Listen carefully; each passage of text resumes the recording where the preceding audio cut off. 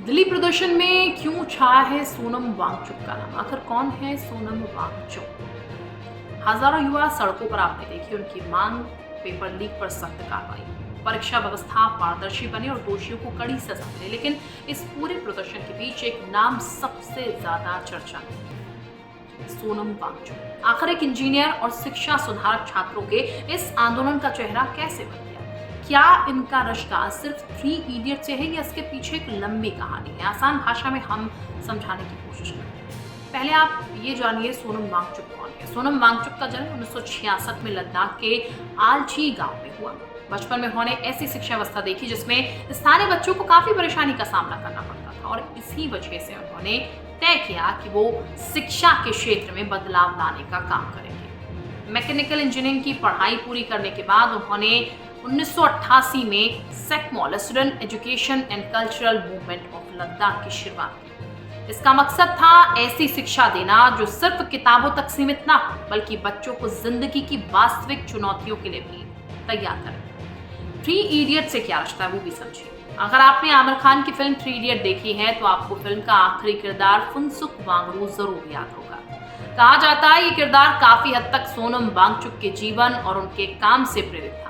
हालांकि फिल्म पूरी तरह उनकी कहानी नहीं थी, लेकिन उनकी सोच, शिक्षा को लेकर उनके प्रयोग और नवाचार ने इस किरदार को जन्म देने में अहम भूमिका निभाई। यहीं से सोनम वांगचुक पूरे देश में पहचाने जाने लगी। उन्होंने ऐसा क्या किया जिससे दुनिया ने पहचान लिया? सोनम वांगचुक सिर्फ शिक्षा सुधारक ही नहीं बल्कि एक बड़े इनोवेटर भी हैं। उन्होंने आइस स्तूपा तकनीक विकसित की। लद्दाख जैसे ठंडे इलाके में सर्दियों के दौरान पानी को विशाल बर्फ के स्तूप के रूप में जमा दिया जाता और गर्मियों में यही बर्फ धीरे धीरे पिघलकर किसानों को सिंचाई के लिए पानी देती है। इस तकनीक की पूरी दुनिया में तारीफ हुई। इसके अलावा उन्होंने सोलर एनर्जी, पर्यावरण संरक्षण और टिकाऊ विकास पर भी कई प्रयोग किए। सवाल फिर आंदोलन से उनका क्या रिश्ता है? पिछले कुछ सालों में सोनम वांगचुक सिर्फ शिक्षा तक सीमित नहीं रहे। उन्होंने लद्दाख के पर्यावरण, वहां के लोगों के अधिकार और संवैधानिक सुरक्षा को लेकर कई बार आंदोलन किए। उन्होंने कई दिनों तक भूख हड़ताल भी की और सरकार से मांग की कि लद्दाख के लोगों की आवाज सुनी जाए। उनका कहना रहा है कि विकास जरूरी है लेकिन ऐसा विकास नहीं होना चाहिए जिससे प्रकृति और स्थानीय संस्कृति को नुकसान पहुंचे। अब दिल्ली के प्रदर्शन में उनका नाम है।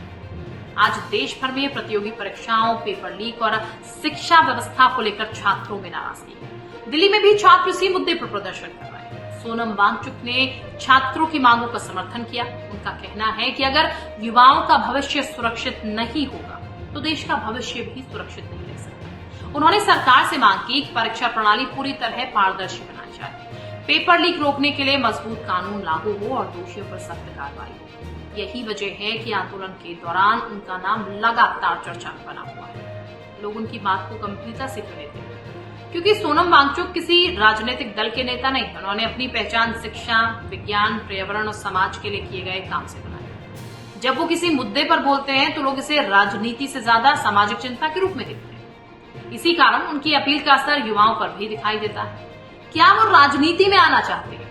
अब तक सोनम वांगचुक कई बार कह चुके हैं उनका उद्देश्य राजनीति करना नहीं बल्कि नीतियों में सुधार लाना है। वो कहते हैं कि अगर व्यवस्था सही होगी तो देश का विकास भी सही होगा।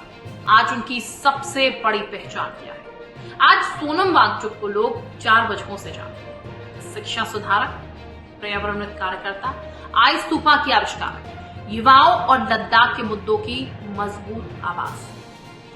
तो अब जब दिल्ली के प्रदर्शन में सोनम वांगचुक का नाम सुने तो ये समझिए कि सिर्फ 3 इडियट्स वाले फुनसुक वांगडू की कहानी नहीं, ये उस व्यक्ति की कहानी है जिसने शिक्षा, पर्यावरण और समाज के लिए दशकों तक काम किया और जब छात्रों के भविष्य और व्यवस्था में सुधार की मांग को लेकर भी खुलकर सामने आए।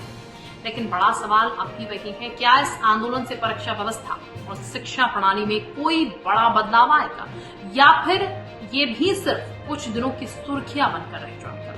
आप अपनी राय कमेंट्स में जरूर बताइएगा। इस वीडियो को ज्यादा से ज्यादा शेयर कीजिएगा, हमें सब्सक्राइब कीजिएगा और जो भी आपके राय है, आप जो भी सोचते हैं उसको यहाँ पर जरूर लिखिए।